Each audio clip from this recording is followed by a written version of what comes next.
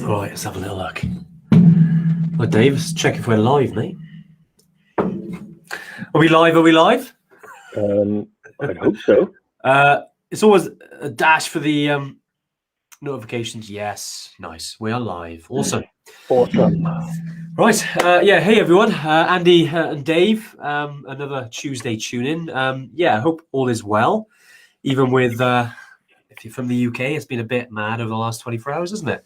But right, today, I don't know, some random guy called BJ gave some speech about something. But apparently, we got to wait a little bit longer. So, it is what it is, right? But yeah, I can see everyone's joining. Miko, Ramona, Amanda, Chris, Mark, Julie, Bri, you're actually here this week, mate, on time. Wow. He got docked 5 EverTrekker points, I think, for last week missing.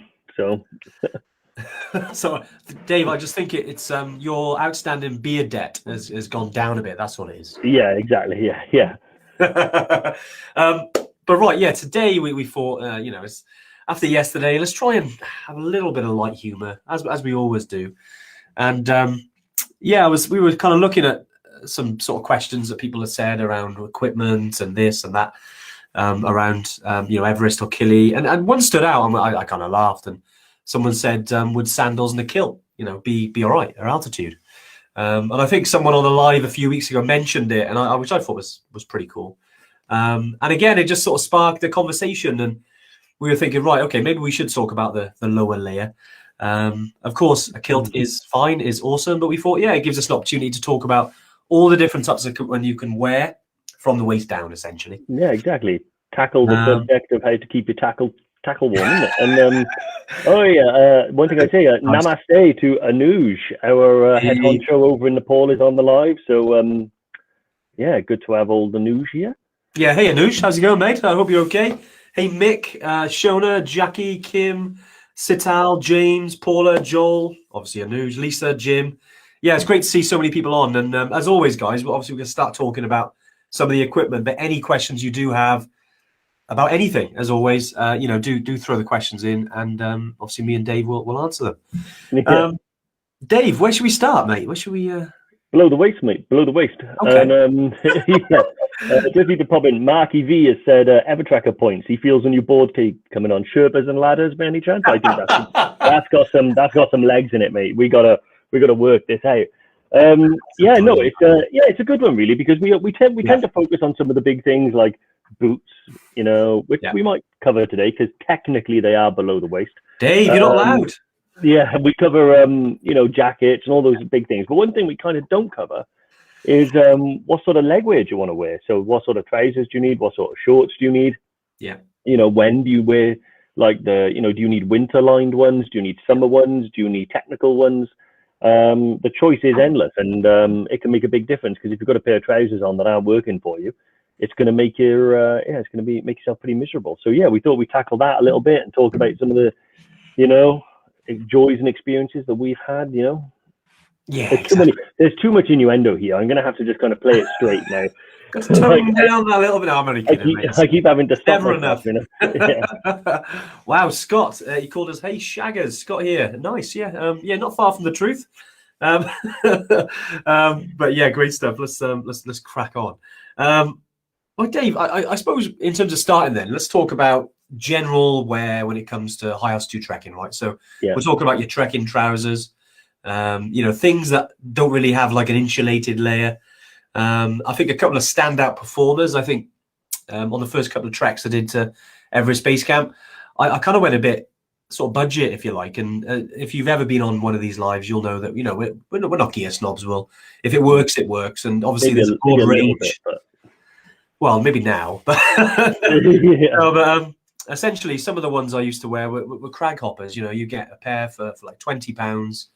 And all it is just it's almost like camo gear, if you like, a cargo gear. So it's quite a thin layer of material, but you know what, it worked fine, especially trekking, say in the autumn, or sort of April, May. It is kind of perfect. You don't really need an insulated layer. You might do late in the evening, which is why we kind of always talk about underlayers. So you can have like a base layer We always talk about base layer tops, but you could get base layer bottoms. If you're into your skiing or anything, you're probably used to wearing them. So yeah, again, those are that's kind of the base. I think, what are they called, Dave? The crag hopper trousers. They call Well, yeah. So the ones I've used quite a lot. They're actually probably around 40 to 45 now. They're the Kiwi Pro Stretch. Really, really good. Oh, hello. I just noticed Yessi. Jambo, Yessi, my brother. Yessi is one of our guides for Kilimanjaro. Hey, Over 400 summits of Kilimanjaro, that man. He's an absolute beast. How's it going, brother? So I think that I've always got a pair of those crag hopper Kiwi Pro Stretch. I think they're really good value. When I went to Everest Base Camp in October with a couple of friends, that's what I recommended they all take. And I know my mate Dan used them and absolutely loved them. Because trousers are crazy. I've got a Rab pair, like just summer Rab ones that I pay like 90 quid for. And I can't, just on day-to-day walking, whether you're going up Kili or whether you're going to EBC, I can't really see the benefit over just having those compared to the Kiwi Pro. So I could get 2 sets of the Kiwis for the same price as that one Rab set. And I didn't really notice the difference if you're just going to be using them during the day for general trekking. So yeah, they're really, really good. Another set that I really like at the moment, because you can get them fairly good, is the Montane Terra pants. Yeah, they're brilliant. I've got a pair of them. They're brilliant, aren't they? Yeah, always go for the stretch. Always love the stretch, because the stretching means there's less chafing. They're more comfortable. And when you do have things like, so for instance, going up the Barranco wall on your way to Kili, having that nice stretch and being able to move without feeling constricted is pretty good. Yeah, pretty good. Well, it's because Bri brings a good point about chafing. And yeah, if you've ever been a chafing sufferer, hands up. Dave, I know you've had some issues, and I've had some issues around chafing, especially when there's a lot of moisture or it's really wet. It can cause a bit of an issue. So yeah, any trousers that do fit, have a little bit of stretch, can be useful. I mean, as we're talking about the bottom layers, we've obviously got the pants, the underwear, whatever you wear under your trousers, or shorts. And yeah, I've seen a couple of Dave, I know we need to test these. Once we're allowed out, we're definitely going to be testing these. The bamboo underpants. What are your thoughts on them? Yeah, so the bamboo, I think, is just like the fibers in the weave. They're not actually fashioned sort of Robinson Crusoe style from bamboo, as far as I'm aware. But I've heard good things about them, especially when it comes to the anti-chafing. So if you do chafe a lot, and there's no rhyme or reason, to me, it's got nothing really to do with like how big you are, how big your thighs are and stuff like that. Some people suffer from it, some people don't. Andy, you always complain about it. I know. Where it's hit and miss with me. Sometimes I do, sometimes I don't. But one thing I have found helps is getting a longer set. So maybe like some compression shorts, or you can get icebreaker long boxer shorts, which I recommend for both men and women, because they are a bit longer and they come down to like the mid thigh. I'm actually wearing a pair now. They're great. They're the most comfortable boxers I've ever had. And merino wool boxer shorts have like revolutionized my trekking. For instance, if you're going to take just bog standard cotton ones and you go into, say, EBC, you're going to need 11 pairs, one each day. If you bring in merino wool, you could probably get away with 4 pairs. They just antimicrobial, they stay fresher for longer, they're easy to clean. So highly recommend the merino wool. But yeah, and the bamboo, very interested in those. Like I said, I've been thinking about buying them, but there's no point because I can't go anywhere. I can't even get to the Brecon Beacons at the moment, because of travel restrictions. And where I live, there are no hills other than, the tip. So there's but I've heard really, really good things about them. Someone just mentioned as well about with Kim Lawley about the crag hoppers. Convertible trousers. Do you know what? A lot of people wear them. I've seen them loads. I tend not to wear the convertible ones because I never wear shorts. Partly, show us, Dave. No chance, Jackie. I tend not to wear shorts, but that's not because I don't enjoy wearing shorts. But the paintedness goes. It's an all over thing, and for some reason when I wear shorts it just attracts too much attention. So like I'll be walking up the hill and just non-stop, like which is nice, but after 11 days explaining why I've got Probably some of weren't them. wearing a kilt, Dave. Yeah, well, yeah, exactly. From your Scottish ancestry, I'm sure we can get you to wear one. Oh, yeah. 50% Scottish. Mum's Scottish. Grew up in Scotland. I'm sure Lost my Jackie wouldn't accent. mind you wearing them by the looks. But yeah, Dave, you make some good points there, and there's a few questions coming in, and I don't want to miss the ones we had on email, but I thought may as well hit them head on whilst we got them, because we're obviously talking about trousers. I believe someone asked, I think it was, who was it? It might have been Andrew. Sorry, Andy. And you mentioned about sort of trousers that have, what do you call them? Like almost like braces, if you like. Because I've seen a few before. I've not personally worn them. I do, when I go skiing, I do wear salopettes that have braces, just keep everything nice and tidy. But there is one that I've kind of stand out, if you like. It's called I think it's Mountain Hardware G2. They're not cheap. They're a couple of £100, but yeah, if you're keen to get ones with braces, I'm sure there's many out there. Again, the only ones I've really worn are skiing ones. But Dave, have you ever worn trekking with braces? Salopettes. No, only when I had a pair of, so they're not really salopettes, but I've got a pair of waterproof over trousers. Yeah. And I have attached like the braces to them so they stay up. Nice. Mainly because I don't like wearing like an all-in-one or a poncho or anything like that. I like to be able to just jacket and trousers it wherever. And actually just having those, when you're doing like a bit of scrambling and stuff like that, making sure that they stay up and they're good and comfortable is nice. Salopettes, I think, particularly for trekking, I don't think is strictly necessary. Yeah. I would say it's probably more restrictive than anything else. But I've certainly seen people do it, so to each their own. Weirdly, a lot of the Chinese trekkers that I've seen out in Nepal, loads of salopettes. They love their salopettes. But, well, I've seen, I've been trekking with a few people, especially back in, I went on a trek in November of 2018. And there was a girl called Sarah who was actually Chen's cousin who came on a trip with us. And anyway, she's not really into that trekking, but wanted to do it. And all she had was salopettes, and she brought them along, and they were fine. I mean, they're pretty dirty. They were white ones as well, probably not a good idea. But anyway, they worked out. But she did say they were definitely cozy, especially when going up to Kalapatar, because salopettes generally are quite thick, quite a lot of insulation on them. And I do think they're slight overkill for Everest Base Camp, with the kind of the temperatures that you get there. I mean, look, if you're going in winter, maybe March, maybe even the latter part of the autumn season, maybe November, it definitely gets chilly, especially when the sun goes down. But when you're in the tea house and you're sitting around the iron stove, it can be quite warm. But again, it's nice to wrap up, keep warm during the night. I mean, one thing when it comes to the warm trousers as well. So, I mean, Andy's raised a good point, which is, you don't want to just only have like superheated ones because they're not going to be necessary. Certainly in the lower altitudes on Kilimanjaro and Everest Base Camp, if we're focusing on those trips, shorts and t-shirt weather, lots of sunscreen, sun hat, you're going to get potentially sunburn. I know a couple of guys did in Kili in February. I've been sunburned on my way up to Namche. So yeah, definitely. But actually, when you get higher up, what I found was that it was nice to have like a winterline pair to put on after you've been trekking. Just feels nice. It's nice and warm. But the pair I used to actually go to the summit of Kili I used what they called Rab Vaporize, and they're like a soft shell material. Yeah, they're quite expensive. They're around £100, but actually they're the only winter ones that I have. But what I really love about them is that they've done a really good job of making them sort of wicking.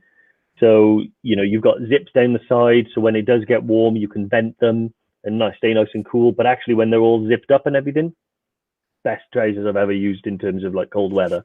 I went to the summit of Kili with just those trousers on. I didn't have like an underlayer or long johns or anything like that. And I was perfectly fine. So they're really good. Cold as well, mate. That's good going, because they're not the thickest trousers, are they? To be honest. No, they're not the thickest. They've got a slight lining, So they're too hot to wear during the day, but they're not designed. I wouldn't go to the Arctic in them, but actually in terms of like, because they're a soft shell material, they're quite warm. They've got that lining, but then they've got those vents as well. That's what I love. You see, if I see a pair of trousers or a pair of kit that's got good vents and stuff like that, you love those. So I can wear it throughout the day. Perfect. Brilliant. No, I mean, it makes a good point about having vents, and I do like to wear shorts during the day when trekking, certainly. And on Kili, Everest Base Camp, even if thinking about Morocco, where in Morocco it is really warm in Marrakesh, and then literally you go up to Imlil, which is just under 2,000 meters, and then the temperature really drops, especially when you're hiking. But shorts to start off with are brilliant. There's heaps of good options out there. I know we've talked about the ones that I think it's the Craghopper Kiwis, the ones that they're trousers that turn into shorts. If you want to save a bit of space, they're very, very handy. Yeah, exactly. Seatal's raised a good point there. Can you get trekking leggings or something similar? Yes, definitely. Really popular to wear. To be honest with you, I mean, I'm sure there are makes that are trekking leggings, but any sort of sports leggings like that, whether they're for running or anything like that, are going to be perfectly good. They're probably sold more in terms of summer and winter, so you can get thicker ones and thinner ones. Really good option. I've even seen trekking skirts and things like that, which I think girls can wear with the leggings. And to be honest, I'm a little bit jealous because it does look quite free and good, but I haven't got the nerve to wear leggings on a trip yet. I just can't do it. I mean, I can wear compression ones with a pair of shorts and stuff like that, but otherwise It'll be a scary sight on the trek, Dave. But like I said, with your kilt. It's a bit frightening for everyone else. But I mean, this is it. It's great as well. And it's funny how one comment. Who was it that made the comment about the kilt? Colin. Yeah, Colin. That's it, mate. You don't realise that we're on receive just as much as transmit during these lives. And if something sticks and it gives us a little boom of an idea, then mate, we're going to steal it and use it. Yeah, absolutely. You were saying about leggings there. I mean, I've just done a little bit of research. I know that just looking at Rab, because I think Shona mentioned Rab, that we got Rab women's elevation pants, actually quite good from Cotswold Outdoors. So don't forget your EverTrek discount if you're going to get a pair. Always good. I mean, so we talked about trousers a lot. Talked about some shorts. Dave, what else? I mean, base layers. You don't really wear base layers, do you, when you're trekking? You run hot. Well, yeah. From the waist up, I'll wear one. That's all I'll wear is a base layer on top. Yeah. A lot of the time, I'll just trek in that. I like the ones with a zip, so you can get your Hasselhoff out and kind of be like that. But no, when it comes to sort of below the waist, I've never really found, even in the coldest temperatures, I've been to base camp when it's been -10. I've spent, minus God knows when we summited Kili. I don't really find that the legs get that cold, so it's nice to have sort of, good winter trousers on if it's going to be really cold. But I've tried, the first time I ever did EBC, I started off with some merino wool leggings underneath some line trousers. I got about 10 minutes in and I was stripping off behind a rock. So I can't do it. However, not everyone's like me. In fact, the vast majority of people probably prefer to be warmer than colder. So they are a really good option. I would recommend going for something like a merino wool if you're after the insulation and the comfort factor. Sometimes people wear compression as well. But I think that would be a bit intense, wearing the compression shorts. I mean, better off wearing them for recovery afterwards than trekking in them all day, I think. I'm not entirely sure they provide that much insulation either. Yeah, I've seen a few people wear them. I remember trekking with Tom, not April last year before, it got flown by, and he was wearing some compression stuff. And even he mentioned it probably not the best whilst you're trekking. You prefer them after. But I mean, if you're into, if you're any runners out there, anyone into sort of ultra marathons, and you're used to wearing a lot of compression gear, it won't do any harm. It'll probably be good enough. If you want to sort of keep to that. But when I've seen sort of underlayers, merino wool, obviously we talk about a lot, but Helly Hansen tend to do some really good base layer sort of leggings, if you like, which are brilliant underneath. If you're one that does run cold and you need to keep that, there's not much on you. Like Dave, I know you run quite hot. You don't really need too much insulation, but if you feel the cold, have them in the back pocket, so you've got if you are feeling that a little bit cold on the day. Yeah, exactly. Now you mention it, and the merino leggings that I mentioned, they were Helly Hansen ones. Nice. Yeah, so they were pretty good. You can often get them at discount. So it came with the leggings and a base layer top that was really good. Yeah. But the one thing, although I do run hot, I always say you want to prepare on any of these trips, you don't want to only have super insulative stuff in your bag. You don't want to have summer stuff in your bag. You want to prepare for all the seasons, because I guarantee you, on whatever trip you go on, there'll become a day where you want shorts, and there'll come a day where you want leggings and insulated trousers and warm undercrackers. So yeah, there's going to be a time for all of that. What do you reckon, Ange? Should we dive into some cues? Yeah, sure, mate. Far away. I'll just go for some comments. Tim Hayward, love your comment around reading the Mole, the Fox, and the Horse. Glad that you like that. He said he's a game changer, so no worries, mate. It's a little, like you said, a little bit of positivity doesn't hurt, does it? But yeah, Dave, questions, mate. Fire them away. Let's have a look. So Joel has asked, do we need gaiters for EBC? Are there many rivers to cross? I would say not really. It's more dusty than wet. Yeah. So the only person I know, one guy, Darren, he's Scottish, so every single day he goes trekking, he uses gaiters, and he wore them every day to base camp. But no, not really needed. You won't see many people with gaiters. Sometimes, it can be a bit rocky and a bit dusty. So I've seen people with the ankle gaiters just to stop stones and stuff going in the shoes. But actually, no, you don't need to wade through anything. Most rivers that you see, you cross on a bridge. You don't come into contact with any sort of like slush or mud. It's not like trekking in the UK winter, put it that way. The ground is either dry or frozen. Yeah, that's a good point. I think especially on the classic route to Everest, you certainly, as Dave said, you'll need them. If you're going over some of the high passes, we've heard it, especially talking like early March, maybe if you've got a snowy period in the autumn as well. If you're going over, say, Chola Pass or Renjola or Kongmela, if there's some snow there, then you might need some gaiters. So if you are, because you could get away with it, but if you are someone that's if you do have some gaiters and you go in on one of the passes, it's no harm if you're in your bag, and the guide will update you and say, okay, guys, we've got some iffy conditions now going over Chola Pass. Then you can, okay, right, I'll know then when we get up in the morning, going to chuck my gaiters on, just keep your socks and your bottom of your trousers nice and dry. Yeah. But yeah, talking about all the trips, I think the ones I probably use gaiters. If you're doing Toubkal in winter, I'd be wearing some gaiters then, because you've got quite a bit of snow. Okay, you might have higher boots, but again, the gaiters, they'll just stop you from getting wet. Dave, any other trips? Killy, you unlikely to wear gaiters. It's quite, again, similar. It's quite dusty, right? Any other trips you'd recommend them for? Maybe a training weekend? Training weekend in Wales, definitely. Yeah. Training weekend in Scotland, definitely. But to be honest, on most of our trips, because if we were going in the monsoon season, then yeah, potentially, where the ground is super wet and super sludgy, but we don't. We tend to go during the dry seasons. So although it may rain, you don't really need the gaiters. But you know what? If you like wearing gaiters and they're part of your get-up, every day you put them on, there are certain things you don't want to trek without. Put them in the bag, mate. Take them with you. Wear them. Like I said, most of these trips are about peace of mind.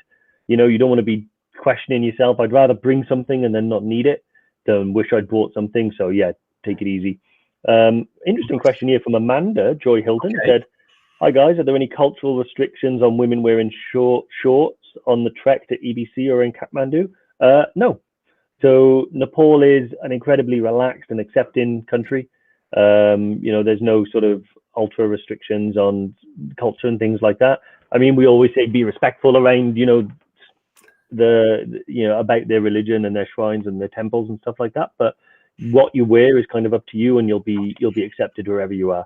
I can honestly say that Nepal is probably one of the most relaxed and accepting countries that I've ever been to. They're mainly Hindu and Buddhist, and those two religions, are peacefully alongside each other. They often cross over in certain aspects. So yeah, be yourself, wear what you want to wear, be happy, and enjoy yourself. Yeah, good point, Dave. I think the only thing I would add to that would be in any monasteries you go to. Sometimes I've seen, it depends. You could probably get away with it, but I think, if you're used to traveling in Asia, there are some monasteries that have a shawl over your shoulders if you like to wear maybe a strapless top, just to cover the shoulders, just out of respect. So I've seen some females do that. But generally they're fine. If you're wearing shorts and things.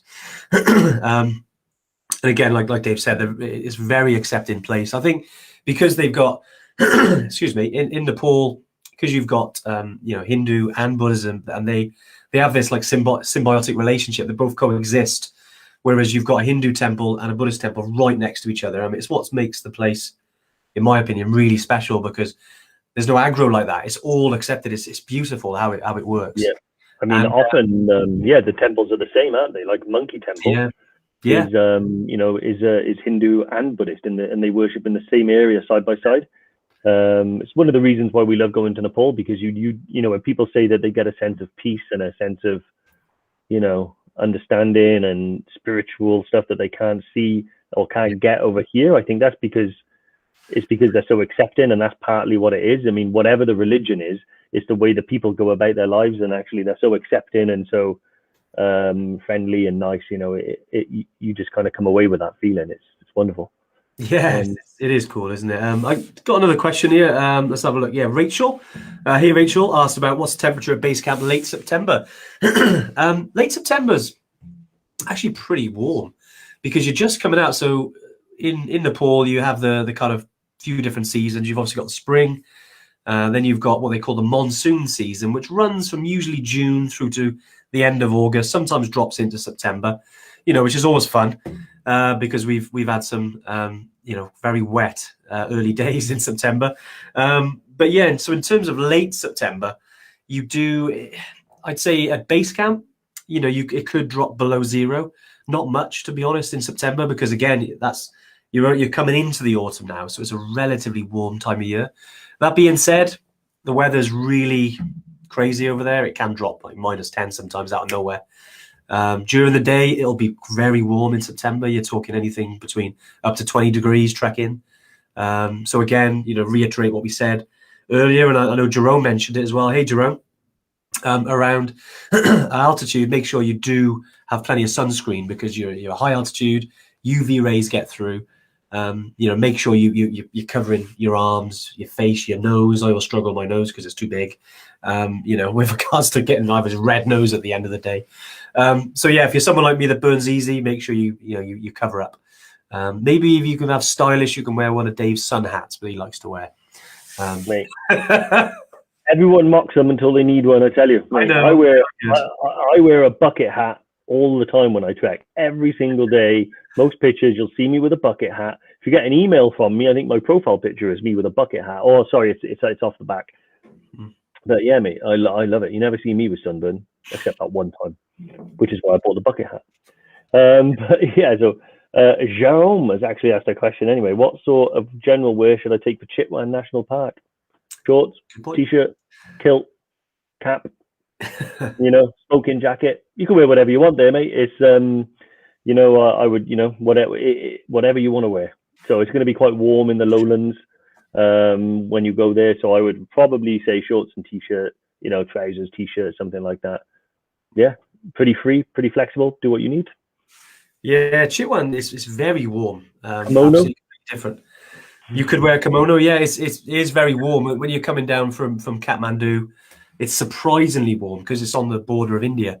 So do be prepared for that down in Chitwan. But it's amazing. But do watch out for some ticks, because I actually picked up a couple of ticks whilst trekking in Chitwan, which some in some areas I won't go into too much detail, but yeah, that was very interesting. So yeah, do make sure you have a little look if you're going trekking in Chitwan. It's something to look out for.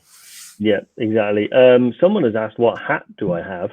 Yeah. So I am going to send a link to Lauren, who can then put it into the comments. Nice. It's the Outdoor Research Sun Bucket Hat.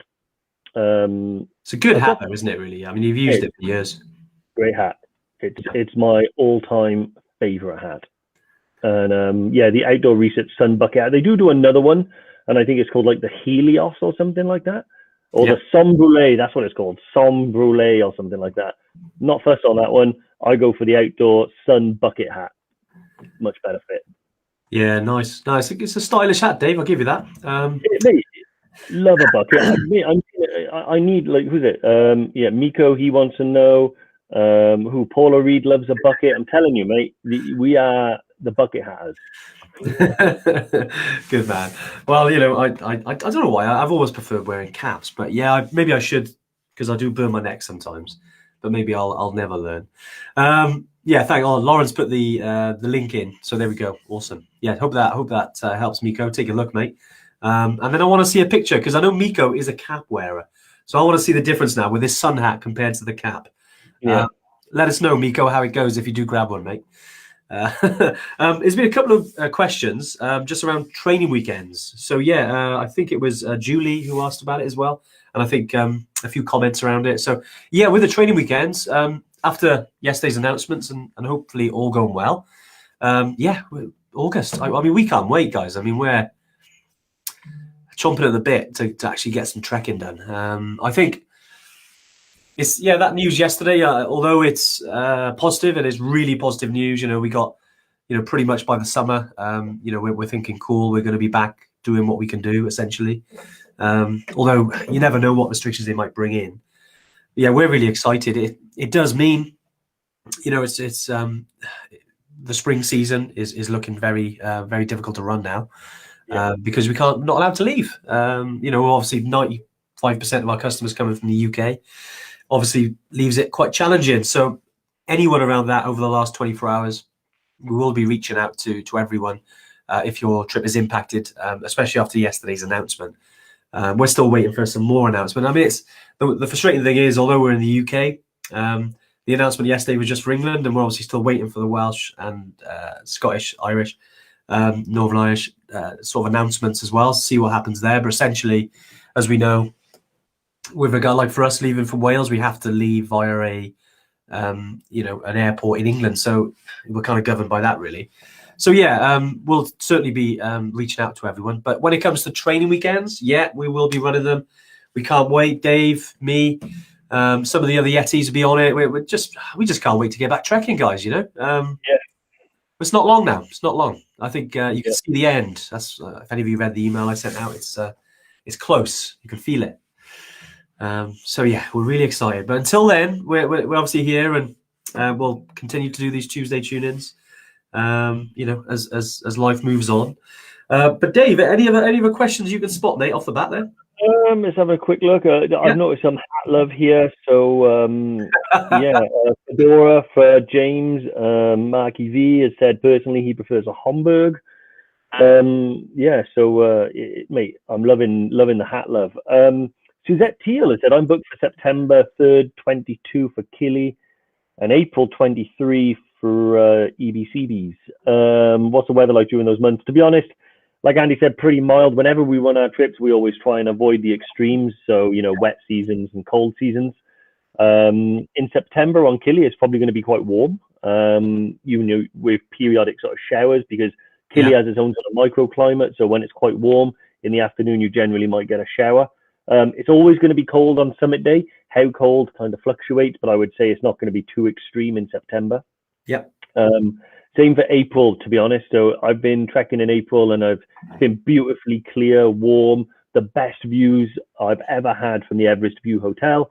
Then at Ferice, we were having snowball fights, and then, at EBC, it was kind of cold as well. And then on the way back down again, it was beautiful. So, it can be quite changeable, but it's not going to be too extreme either way.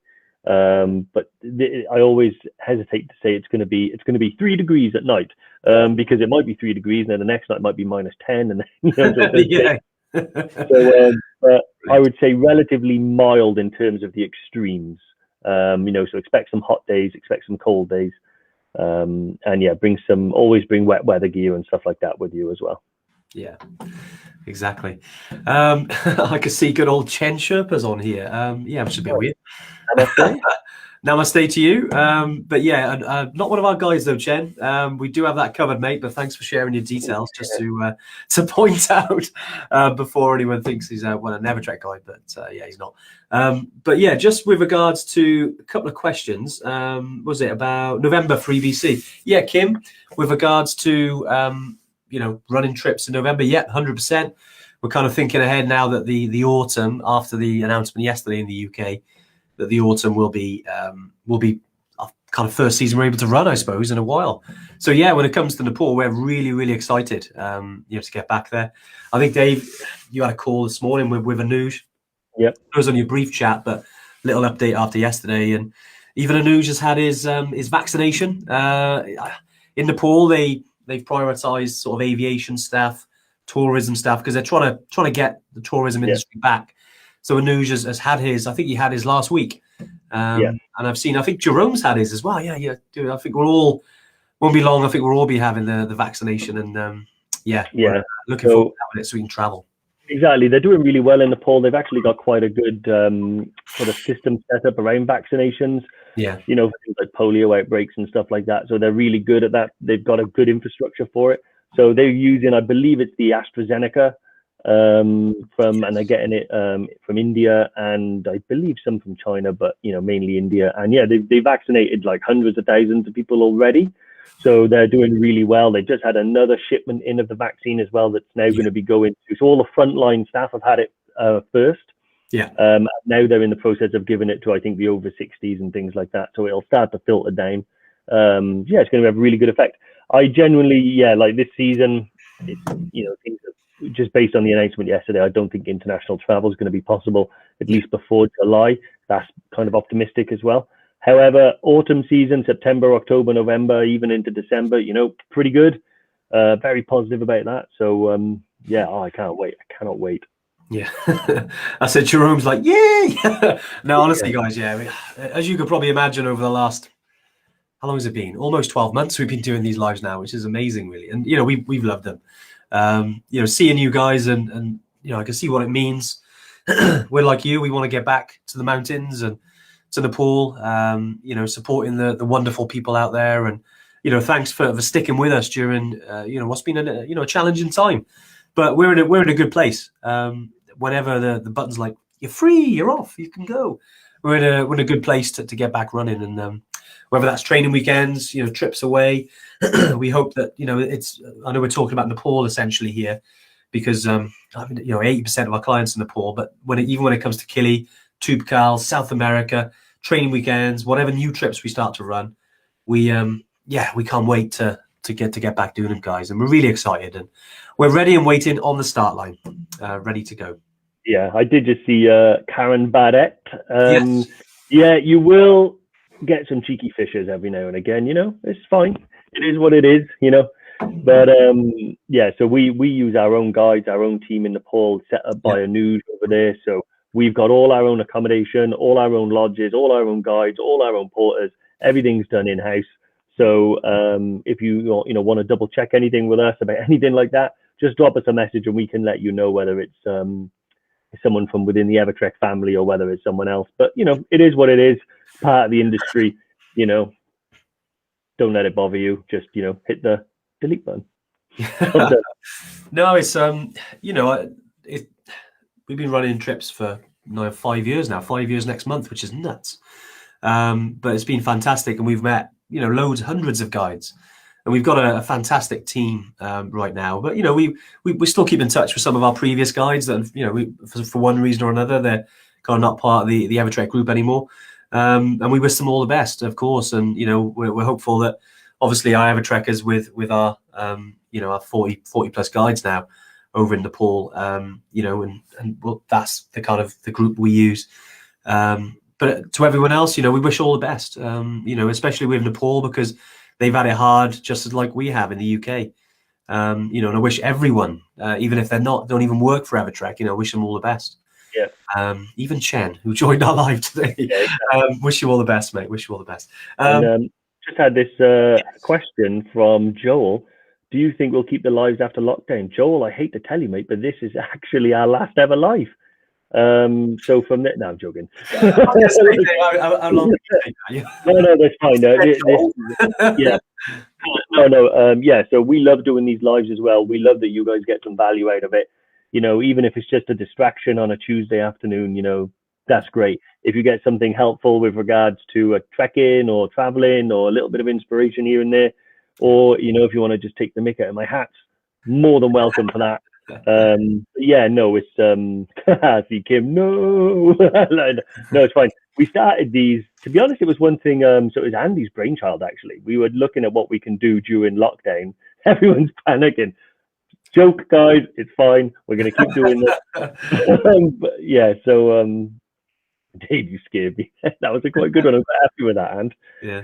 but no, so yeah, we wanted to basically just stay connected, because a big part of what EverTrek is about is you guys, So is the community and the everything that we do outside of running trips, So keeping in touch with you guys and talking, we love it, and it's what makes EverTrek so special, and it's what makes you guys so special. So we're going to keep doing this now until I fall off this chair, basically. So Yeah, exactly. Yeah, I mean, once we're allowed, I mean, we've been restricted by lockdowns essentially. I mean, we're doing a lot of them from our homes, especially some of the early ones during the first lockdown.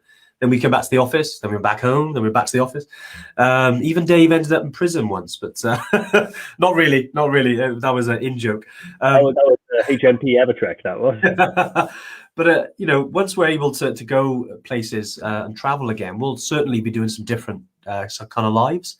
Yeah. We don't want to kind of spoil the surprise, but yeah, we've got a couple of cool things in place with some of our partners, people we're connecting with. Also about trying to get some other people in as well, just to try and make it a bit more creative. And we don't want to lose the essence of it, which is answering your questions. Yeah. But we're going to try and do it in different places. Maybe out in the mountains, if we could logistically make it work, would be fantastic. But yeah, it's we're going to continue to do them, guys. Couple of questions coming in, Dave. I think it was Diane asked about. I know you talked a lot about how is the vaccination rollout in Nepal after the two Cal and Kili. Yeah, Nepal's been the one that's impacted the most, I think, out of all of our trips. Saying that, Peru's had it pretty bad. Obviously the UK, but when it comes to rollout, Nepal have been really on it because they obviously want to get tourism, back as soon as possible. Kili, I'd say a little bit behind, not because they haven't had it as bad, to be honest. I don't know why. I mean, so you're always concerned about the data and the metrics of how they, how many people have COVID. You never kind of trust the figures essentially, but it's been really low out there. So we got to kind of trust that, and we'll look at the processes in terms of running trips again out there. We're going to make it as safe as we can. Even after the restrictions lifted, there'll still be lots of stuff that we'll do. Like on Kilimanjaro, will be, you have your own tent, so you got your own little space rather than sharing.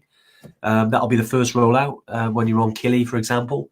With regards to like Nepal, we'll have, dealing with the hotels. And Dave, I know you've had a lot of conversations with Anuj about how to tackle it in Kathmandu. So with regards to your hotel room, it'll need to be cleansed before anyone else can go in there. So I think it's like 48 hours. So there's flamethrowers and stuff. Flamethrowers. Yeah. There's things that have to go into that, like we're always really good with hygiene anyway, because the last thing you want to do is get any issues and any dodgy belly or something when you're on a trek. It does happen. I mean, there's a lot of EverTrekkers on here. I'm sure if you've been on a trek, you'll see people being ill because of dodgy stomachs, dodgy bellies. That's just the nature of the beast. You're in the middle of a remote challenge. You're going to pick up some bacteria. But if we can limit that by having hand sanitizer, by having a bit more space, then great.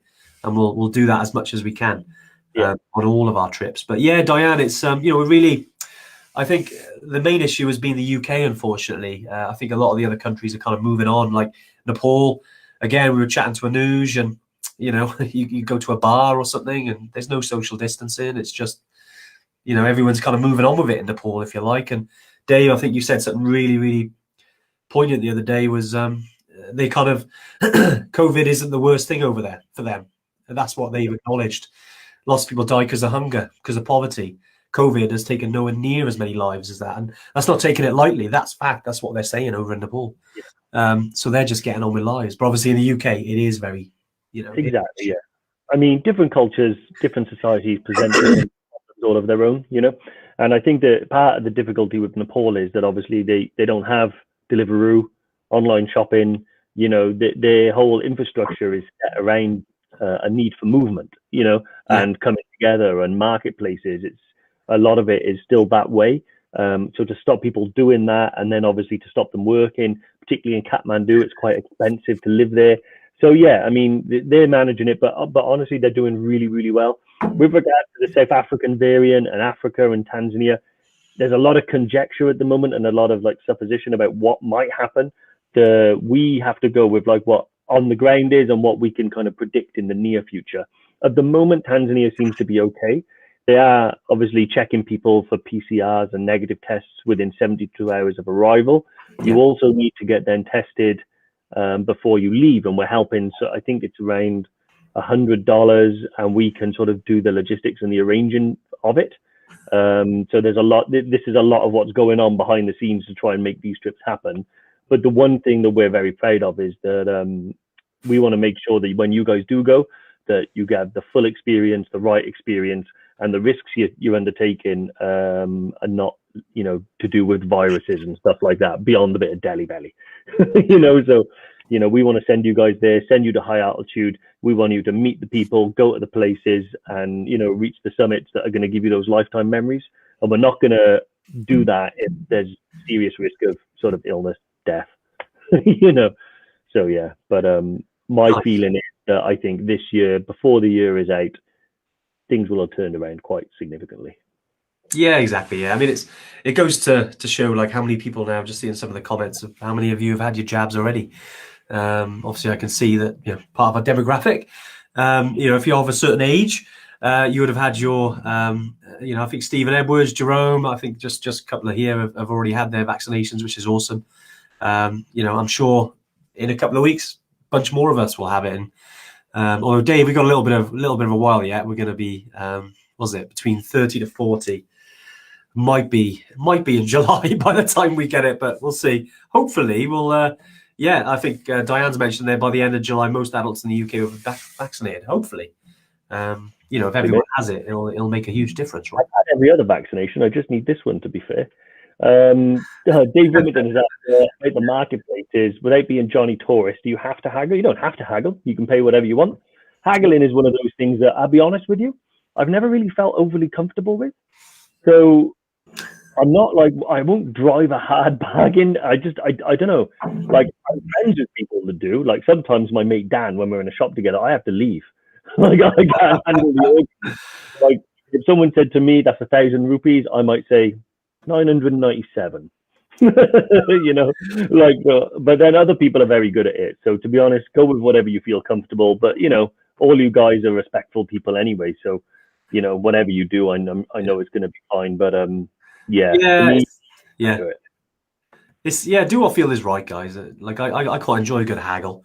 Yeah, honestly, in Nepal before, I've literally gone up in it, and I've passed Andy something and said, "Can you get that for me?"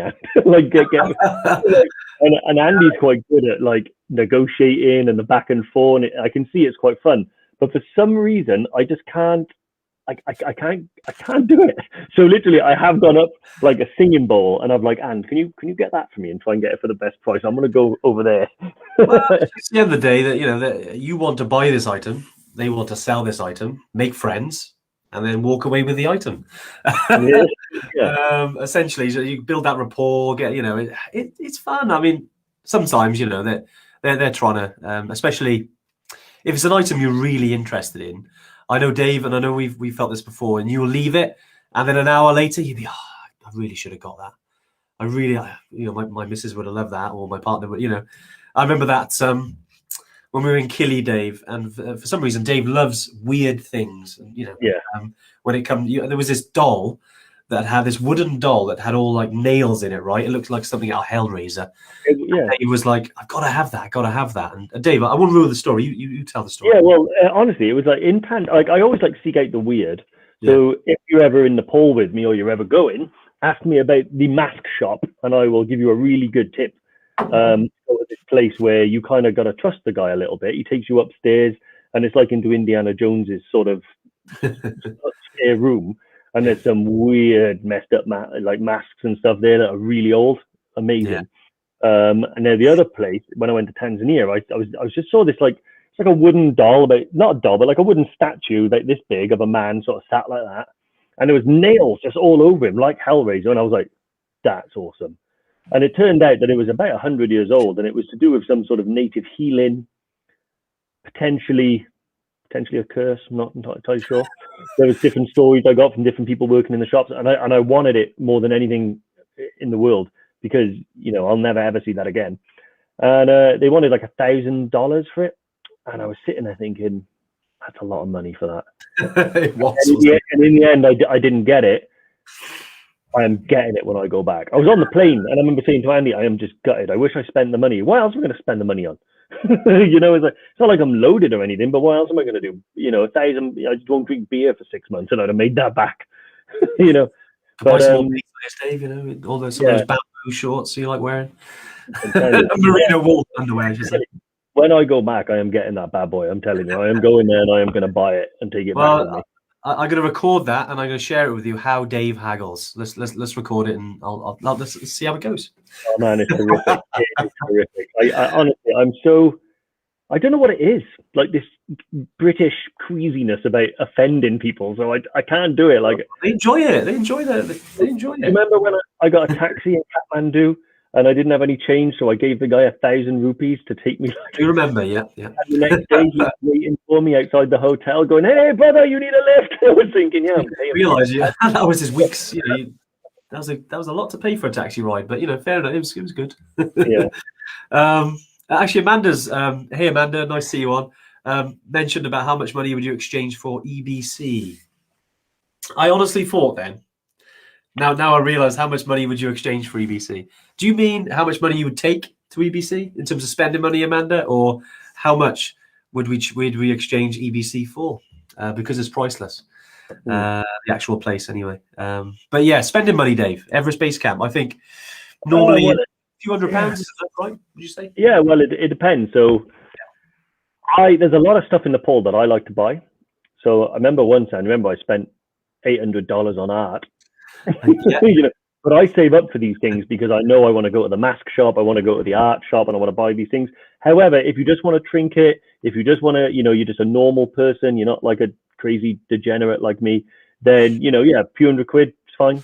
You don't need a huge amount of money. The good thing is you don't have to stress because there are cash points that you can use. Yeah.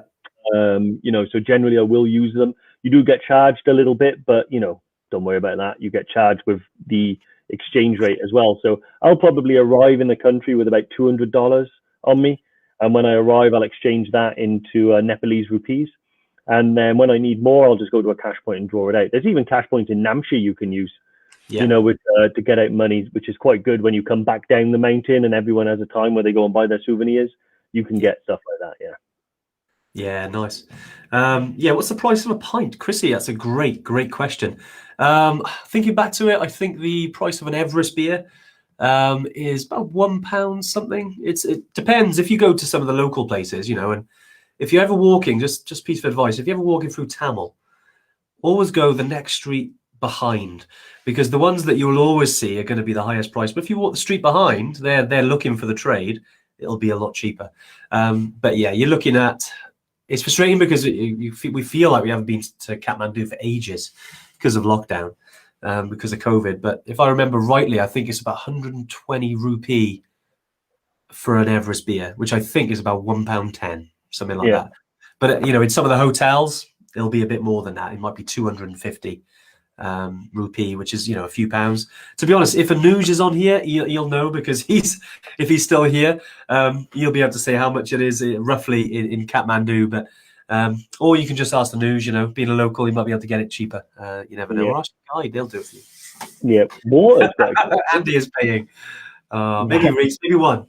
So I was going to say, so water is one of those ones where I think in Kathmandu, a litre of water is nothing. It's like 350, 400 rupees, something like that. Or even more, less than that even, I think. But when you get to Gorakshep, it's about £3. Well, the equivalent of like £3 is for a litre. But then you've got to think like that litre of water is a kilo. They don't just carry one at a time. So you've got to pay to get that to the mountain. So that's obviously why it costs more. But I've never really noticed how much the beer costs, to be honest. After about 2 or 3, I stopped counting how much money I've got. That is not the beers. It's pretty fun, isn't it? I'm just watching some of the comments now. It's brilliant. Andy is paying. Yeah, so cool. Yeah, 120, 180. Cheers, James. Is there Weatherspoons? Not that I found, Stephen. There's a lot better places out there, mate. Trust me. It's fantastic. Diane's asked the question as well. Loving the celebratory singing after the Killy climb. Similar for your first trek to EBC. So yeah, in Tanzania, they're very culturally very different, I'd say, to the Nepalese. Although, you know, in Nepal you'll see loads of dancing as well, but in Kili it really is their thing. They love to sing and they love to dance, and it's kind of a thing on Kili that to celebrate the summit. You know, and I don't want to take anything away, you know, from when you go there, because we don't want to tell you all. We want to see you, you know, have that sort of feeling of, wow, this is awesome. So I don't tell you everything, but it's fantastic. The celebratory dancing, the singing, it's amazing. And with EBC, once you come down from Everest Base Camp all the way back to Lukla, we have with the porters and the guides, we all have a good knees up. We have a good celebration. If you want a beer, we have a beer. If you want to stick to coffee, it's fine. But it's amazing celebration in its own way. It's very different to Tanzania, but in its own way, it's amazing. And it's hard dancing at altitude. I remember Dave, I think must have spent a lot of money that night. I think it's about $500-600 because we were like, right, tonight's on EverTrek. You know, we kind of made a bit of a mistake, but we danced the night away, and I think I almost collapsed because even though I was acclimatized, it's hard work at 3,000 meters. Well, the thing is, we were in Lukla, and we knew we weren't flying in the morning because the monsoon had come in.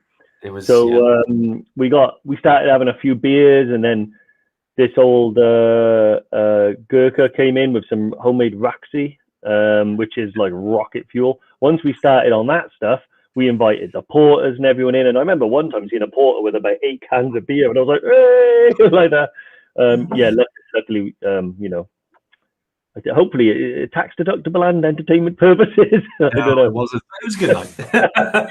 But no, it was fantastic. But look, anyway, I know we started talking about a lot of stories now, which has been quite nice in a way. But to recall some of these stories, and again, probably goes to show how much we love trekking, we love the traveling part of it, and I know a lot of you do as well. And it's not long, and we'll be able to kind of get back to it. And you know, we're hanging around. We'll be entertaining, offering advice, answering your questions in the interim. But Dave, any final thoughts, mate, on Kilts? The only 2 things I want to cover off: Chrissy Leyland, when will flight be back on? We're hoping for the autumn season, so that's September, October, November. 2022 is pretty much a definite, but yeah, we're hoping for the autumn season. James Ashley, drinking at the taps in Kathmandu. Better you than me, mate.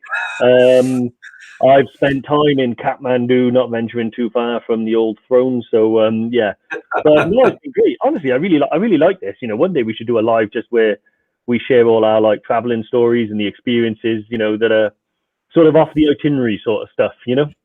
And yeah, I'd love to hear some of your guys' stuff as well. So no, it's been great. Good live today. Enjoyed it. Yeah, cheers, like I do everyone. Sorry if I gave anyone a heart attack by saying it was our last one. It's not the last one; it's the penultimate one. The last one's next. Wow. Brilliant. No, I hope you guys have you know, had an awesome time. We actually, it's quite funny mid comments because Lauren usually does our questions as we go along. She had a Wi-Fi issue in the house, so yeah, we've been flying solo since. But no, it's hope today's been useful, guys. I know we started talking about, you know, kilts, whatever you wear below the waistline. Hope that was a little bit useful and all the questions. But obviously we're back next week. Yeah. And yeah, we'll catch you next Tuesday. All right. See you later. Bye.